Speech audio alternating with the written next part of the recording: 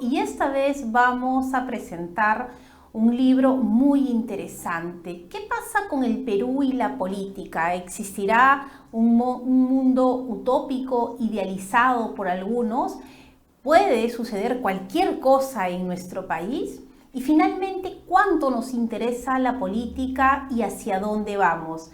El reconocido actor Fernando Luque nos presenta su primer libro titulado La tragedia de Alonso Alcedo, primer emperador del Perú, y con él vamos a conversar sobre esta obra y todo lo que viene. Fernando, bienvenido a Cuéntamelo Todo. Hola, ¿qué tal? ¿Cómo están? Un placer. Muchísimas gracias por la entrevista. Fernando, uno cuando menciona tu nombre inmediatamente lo que viene a la mente es tu carrera actoral, es decir, todos estos personajes que nos has venido regalando a lo largo de tu trayectoria. Sin embargo, esta vez nos sorprendes con un libro y no cualquier libro. Eh, ¿Cómo se da esta idea? Yo siento que no es reciente, siento que viene de mucho tiempo atrás y me gustaría que lo puedas compartir con nuestros televidentes. Sí, encantado.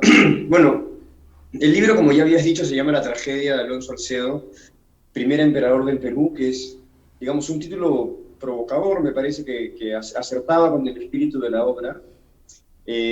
Porque uno se preguntará, bueno, ¿esto fue algo que ocurrió o es algo ficticio? Es una ficción, pero es una ficción que está insertada en una situación electoral muy parecida a la que hemos vivido hace poco, evidentemente con diferentes matices y sin ninguna intención tampoco de representar la realidad tal cual, sino de construir un contexto lo más realista posible para ahí introducir la figura de un personaje absolutamente sui generis y que de alguna manera se autopropone como emperador del Perú, ¿no? De eso trata la obra. Entonces yo tenía esta idea hace mucho tiempo de un personaje que hiciera eso, ¿no? Y cuando estudié dramaturgia, ¿no? O sea, de alguna manera te enseñan a, ok, tienes una idea, hay que desarrollarla, pero hay que pensar primero cuál va a ser la trayectoria. Hay una cosa que dice Borges, muy bonita, que es que cuando uno tiene el inicio y el final de una historia, pues el resto de la obra se escribe sola, ¿no?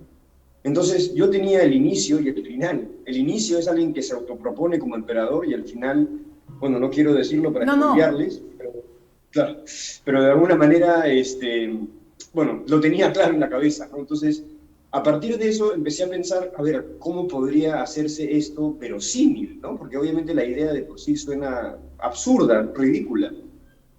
Y ahí es donde empezó a aparecer el personaje. O sea, ¿quién podría decir una cosa así y empezar a lograr efectos? Porque bueno, ahí no spoileo nada, ¿no? O sea, trata de que efectivamente este hombre empieza a conseguir partidarios que estén a favor, no de su candidatura, porque no es una candidatura, Claro. pero de su Ujú. propuesta política. Y ahí es donde empieza a convertirse en un peligro real para la democracia, para el status quo, para absolutamente todo. Y empieza a conseguir un enorme grupo de gente que lo sigue y además que está dispuesto como a hacer la guerra por él. Y ahí es donde se va armando poco a poco esta historia, que claro, que me encantaría que la puedan leer para conocer los detalles y el entramado más sutil, ¿no? Pero más o menos va de eso, o sea, de un tipo que se autopropone como emperador, al comienzo nadie lo toma en serio, pero por el carácter, por la personalidad y por el pasado de este hombre, que es un pasado muy misterioso, muy enigmático, de pronto hay gente que empieza a verlo como un posible profeta o algo por el estilo. Y ahí es donde, en ese momento es donde empieza a tocar ciertas fibras de lo peruano, que es donde empezamos a darnos cuenta de, claro, lo frágil que es nuestra democracia. Y también hasta qué punto el personaje de Alcedo es un villano o es alguien que de verdad quiere hacer el bien.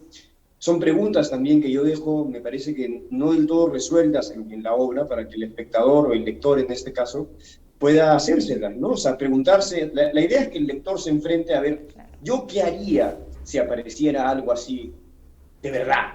O sea, Claro, porque esa pero es la idea, además, ¿no? además Fernando, que la situación donde está esta historia la ha situado en el Perú. Y en el Perú solemos buscar caudillos, ¿no? Es decir, no estamos muy acostumbrados a los partidos políticos, sino a alguien que nos salve, ¿no? Entonces empiezan a ser los seguidores de, el seguidor de, y nos alejamos, y hemos visto en la historia política del Perú, de los partidos políticos, que finalmente son los que mantienen la democracia. Ahora, para tú cuestionarte este tema político y contextualizarlo en el Perú, ¿qué pasa en ti? Es decir, tú como actor tienes la posibilidad de conocer muchas realidades y también de entrar a la psicología de distintas personas a través de personajes. ¿Qué empezó a moverse en ti, a motivar el cuestionar o dejar estas preguntas abiertas a través de un libro? Muchas gracias por la pregunta, de verdad. A mí lo que siento que me motivó es la sensación, que creo que no es ningún descubrimiento de mi parte, ¿no? De que hay una crisis política que tiene largo.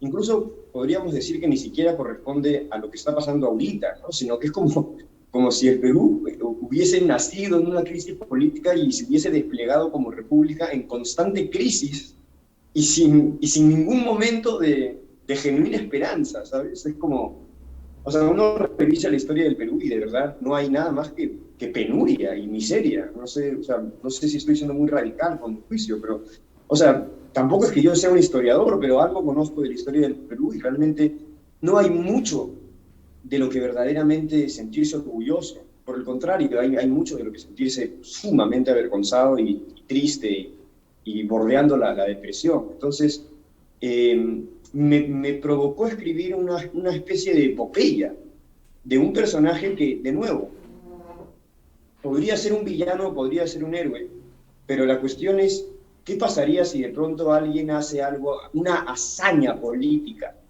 de la envergadura como la que podría haber tenido, no sé, cualquier gran revolucionario, o cualquier gran conquistador, o cualquier gran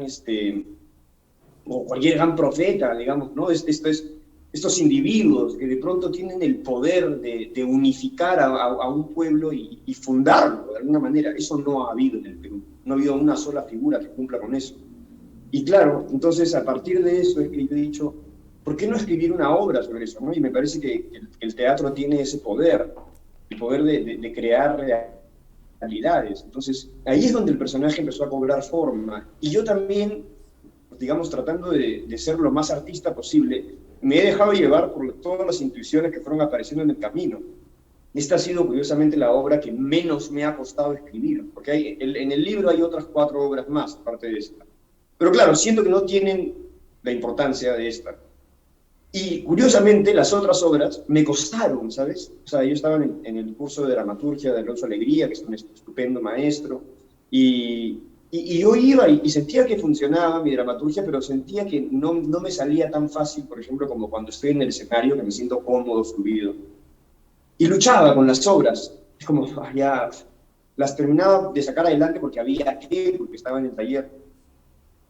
Y esta obra la escribí sin dudar. O sea, simplemente era como que venían las escenas a mi cabeza y eran tan claras, solamente tenía que estar un día, cuando me sentía estancado, me quedaba pensando un día entero qué podía hacer. Estábamos en pandemia, así que tenía tiempo. Ajá. Y al día siguiente la escena venía. Era como, claro, obvio. Y claro, entonces el personaje mismo me ha llevado también por una serie de cosas, nada bonitas, nada luminosas. O sea, no es una obra que pretenda ser como que paz y amor. Y yo he tratado en ese sentido de ser lo más responsable con lo que vendría a ser la intuición artística, ¿no? O sea, tratar de desplegarla en su mayor pureza y tratando de no intervenir, de no hacer juicios sobre lo que venía a mi imaginación. Pero partió de esta idea, ¿no? De dónde está en la historia del Perú una figura que haya tenido el poder, porque al final es una cuestión de poder, digamos, de fundar los principios de la República. O sea, en realidad, si te das cuenta, fue un argentino y fue un venezolano. Uh-huh. O sea, Ahora, y luego han aparecido algunas figuras. ¿tú crees Sí. que que uno de los problemas por los cuales hemos llegado a esta situación está relacionado a la falta de la enseñanza de historia del Perú en los colegios, de que los chicos no sepan, bueno, ahora se estudia todo en conjunto, ¿no? De que no sepan lo que realmente pasó, cómo fue todo este proceso hasta llegar aquí. ¿Tú crees que hay un poco de responsabilidad? Yo creo que definitivamente ayudaría mucho tener un curso de historia, sobre todo, o sea, que haga lo posible por contar la historia del Perú, no de una manera aburrida, como a veces suele pasar en algunas clases de historia. No todo, hay grandes profesores de historia, yo he tenido la suerte de tenerlos. Pero de todas maneras, sí, siempre es muy útil recordar qué cosa ha pasado y cuál es el background, por así decirlo, ¿no? O sea, todo lo que vino antes de lo que está ocurriendo ahora, que creo que todos estaremos de acuerdo en que bueno no es. O sea, más allá de que pueda haber diferentes opiniones sobre quién está mal, quién está bien, o sea, no es una situación política estable, no somos un país próspero, no somos un país unido, no somos un país que tenga una dirección, o sea, somos un país en ese sentido muy problemático, muy desunido. Entonces, ¿por qué hemos de pronto aparecido en esta situación? Evidentemente uno tiene que empezar a hacer el rastreo bien atrás, y estoy hablando de tener obligatoriamente que llegar a la época de la conquista, ¿no? O sea, porque ahí empiezan a ocurrir ciertas cosas. Entonces, sí, o sea, definitivamente hay que leer, hay que revisar la historia, hay que revisar también a los grandes teóricos, a Basadre, a Mariátegui, porque nos dan como pequeñas pistas de cuál es el problema más hondo que habría que corregir. Y que más allá de si se sabe o no historia, me da la impresión ahorita, siguiendo lo que se me ocurre en la cabeza, que es una cuestión también de autoestima hasta cierto punto. De verdaderamente, por alguna razón, lo peruano, nosotros los peruanos no nos sentimos en la verdadera capacidad de hacernos responsables de nuestro propio país. Y evidentemente eso también tiene que ver quizás con que individualmente no nos sentimos capaces de hacernos responsables de nosotros mismos, en general, ¿no? Evidentemente habrá excepciones, pero hay algo de eso, de no ser capaces de hacernos responsables, de no tener la voluntad y la fuerza también, la potencia para realmente salir de este hoyo en el que me parece que nos encontramos desde que nació la República, para ser más claros. O sea, no hay ningún momento luminoso en la historia del Perú. Okay. Entonces es como, ¿qué pasa? ¿Qué hay que hacer? Bueno, y obviamente... Sí. No, te decía que te voy a tener que pedir una breve pausa, y sí, efectivamente lo vemos desde el momento de elegir, ¿no? Cuántas personas llegan a votar sin saber quiénes son los candidatos y votan por votar, y luego nos estamos quejando. Vamos a hacer una pequeña pausa, Fernando, y vamos a regresar para hablar sobre cuál es la responsabilidad de los medios de comunicación para que, por ejemplo, venga alguien y diga que es emperador del Perú y que la gente lo acepte y lo siga. Regresamos con Fernando Luque en Cuéntamelo Todo. Hola, soy Fátima Saldoní y quiero presentarte La Abeja Producciones, una propuesta que te va a permitir a ti tener tu programa propio. Nosotros nos encargamos absolutamente de todo, desde la producción, la edición y finalmente darte el producto que tú necesitas para que sea visto en tus redes sociales, pero también en nuestro canal digital. Te invito a ser parte de La Abeja Producciones para que puedas seguir creciendo con tus sueños. Estamos de regreso en Cuéntamelo Todo conversando con Fernando Luque sobre el lanzamiento de su primer libro, La tragedia de Alonso Alcedo, primer emperador del Perú, y hablábamos de lo que estamos viviendo como país. Fernando, los medios de comunicación, que si uno estudia la evolución de ellos, cada medio que ha ido apareciendo fue como una posibilidad de entender nuestra sociedad. Y en la pandemia también se desató otra manera de entender la labor de los medios. Y ahora, pospandemia, vivimos otra situación de la relación del ser humano con este medio que empezó como una extensión de sus sentidos. ¿Cuál es la responsabilidad y cómo vamos a ver a los medios en este primer libro de la tragedia de Alonso Alcedo? Bueno, yo creo que los medios de comunicación tienen una responsabilidad preponderante. O sea, probablemente deben estar como en el top 3 de quién tiene la mayor responsabilidad en el trabajo de construir una nación. Y me parece que definitivamente, no todos, pero hay una enorme cantidad de medios de comunicación que me parece que no cumplen su rol. Y de alguna manera terminan por servir a sus propios intereses. Entonces, eso también genera división y genera, sobre todo, una desinformación que el público necesita erradicar. Entonces, realmente hay toda una cuestión con la posverdad, con la casi ya incapacidad para saber qué cosas estamos viendo en los medios de comunicación y que sea verdaderamente real y qué cosas son falsas. Entonces, en ese sentido, quien está dentro de los medios de comunicación debería hacer un supremo esfuerzo por verdaderamente abocarse a la búsqueda de la verdad, para ser enteramente claro. Y me parece que, claro, esa búsqueda es difícil y está llena de obstáculos, pero definitivamente si quienes están al mando de los medios de comunicación no tienen eso clarísimo, no tienen clarísimo que lo más importante es buscar la verdad y exponerla al público para que puedan saber, entonces efectivamente vamos a seguir construyendo una sociedad no solo desinformada, sino también envilecida, ¿no? por información que al final termina sirviendo a intereses de una serie de minorías. Entonces, es muy difícil ahorita hablar de casos específicos, porque yo desconozco. O sea, mi trabajo también es ser actor, no puedo estar haciendo una investigación específica de qué medio dijo qué cosa y de qué medio mintió y de qué medio dijo la verdad. Pero, de nuevo, ¿no? O sea, me parece que tampoco voy a faltar a la verdad diciendo que hay evidentemente muchos medios de comunicación que no cumplen con su oficio. Y la cuestión es, o sea, sobre todo quienes están al mando. Eso es lo más importante. O sea, quienes están al mando es como que es absolutamente necesario que se autodefinan en qué rol van a jugar. Si van a jugar un rol que tienda hacia el envilecimiento de la sociedad, o van a hacer absolutamente todo lo posible por lograr que el pueblo pueda no solo empoderarse, ¿no? Sino poder vivir en prosperidad, poder vivir en armonía, poder vivir en información que verdaderamente les resulte saludable para su humanidad. Entonces, que hay muchos medios de comunicación que no lo hacen, me parece que es evidente. Ahora, Fernando, para hacer una ficción creíble, no se trata que uno invente cosas y la gente te va a seguir. Tienes que conocer ciertos aspectos de la realidad para que sea creíble, ¿no? Una historia. ¿Cuánto has tenido que indagar en la idiosincrasia peruana, tan diversa, porque hablamos de una costa, de una sierra y una selva, para poder presentarnos el contexto del primer emperador del Perú?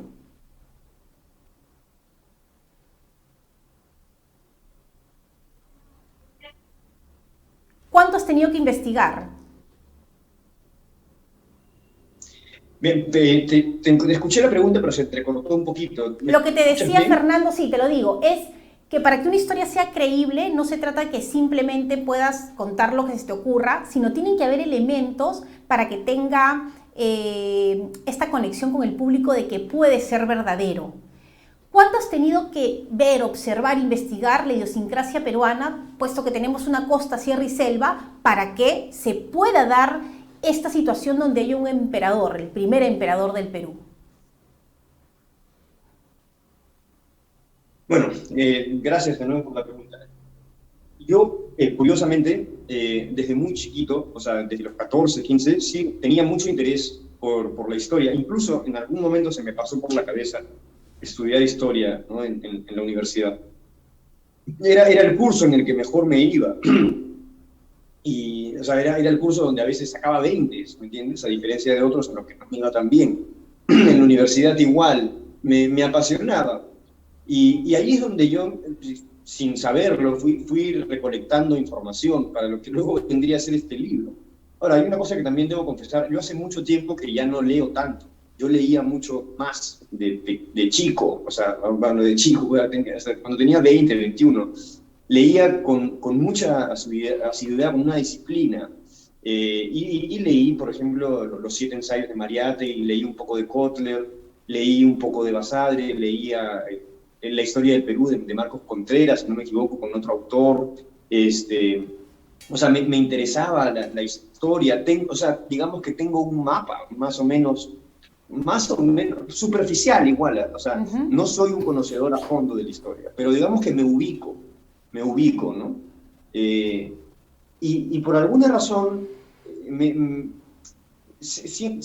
yo no sabía exactamente qué cosa estaba buscando también, pero todo lo que fui recolectando en este tiempo en el que me interesaba, por curiosidad, finalmente me sirvió muchísimo para poder escribir esta obra también. O sea, yo también he tenido el privilegio de poder viajar por el Perú, no tanto tampoco, pero he podido ir a la sierra, he podido ir a la selva, tengo o sea, he podido también recorrerla de alguna manera, he caminado, he ido solo, ¿no?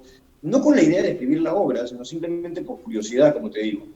Y eso poco a poco, y finalmente había una idea también que fue clave. Yo leí un libro que está acá, se llama los últimos días de los Incas, de King Maguire. Es un libro sobre la conquista del Perú, que me abrió mucho la perspectiva sobre qué cosa verdaderamente ocurrió en ese encuentro entre Pizarro y Atahualpa, ¿no? Y apareció esta figura del Incarri, esta profecía que está en realidad en todos los pueblos. O sea, siempre está como el rey Arturo, ¿me entiendes? No sé, el príncipe prometido de Dawan, o la idea de Juego de Tronos, ¿no? De Aegon, el príncipe prometido, etc. Y eso es un universal, o sea, es algo como la figura del Mesías. Y está en el Perú, y tiene que ver con los incas, es la figura del Incarri. Y ahí, claro, dije, o sea, algo por alguna razón tienen que estar regadas estas cosas en la mayoría de los pueblos, ¿no? No solo Perú, en general. Y siento que ahí había una fibra, ¿no? Que fue la que quise tocar. Es como que, ¿pero qué cosa sería el Incarri? O sea, ¿qué significaría? Evidentemente sería algo así como lo que vino a ser Pachacútec en su momento. Y dije, ok, vamos a escribir algo sobre eso. Ahora, igual trato de que la obra vaya más allá, pero partí de eso, ¿no? De qué pasa si aparece una persona que cumpla con ciertos estereotipos, hasta cierto punto, de lo que vendría a ser un Inca, un profeta, un Mesías, etc. Un salvador, un caudillo también. ¿Qué pasaría? Y además, ¿qué pasaría si tuviese además una cosa medio mística? Porque evidentemente si no hay eso, pues simplemente es un claro, es un elemento seductor, claro. ¿No? Es un elemento seductor. Claro. O sea, tiene que, o sea, es parte del estereotipo, ¿sabes? Es parte del arquetipo, o sea, es como que tiene que tener algo como, ¿no? Como David y Goliat, o sea, algo, claro. Como el llamado. Y dije, a mí me encantan esos temas. Ahora, Fernando, este libro, luego tú tienes también estas 4 propuestas de obras de teatro. Sí. Que tienen alguna relación directa, indirecta, que se acercan, que se alejan para los que nos están viendo. Sí, están íntimamente, o sea, están curiosamente relacionadas. Yo ni siquiera me había dado cuenta hasta que las puse juntas en un solo libro. Porque, ¿qué pasa? O sea, yo creo que cuando uno emprende un camino en el arte, al final con lo que uno trabaja es con su intimidad más profunda, ¿no? Con cosas digamos, de lo más hondo de nuestro ser. Y cuando yo he escrito estas obras, que son las 5 que de verdad terminé, o sea, que realmente como que me di el trabajo de sentarme a escribirlas porque sentía que había algo dentro de mí que quería expresarse, empezó a aparecer un tipo de personaje. Un tipo de personaje tanto masculino como un tipo de personaje femenino. Como si fuesen dos patrones de conducta que siempre se manifestaban como un hombre y como una mujer. Empezó como un hombre y luego en la tercera obra es donde aparece finalmente una mujer. Y creo que representan también aspectos de mi propia psique, ¿no?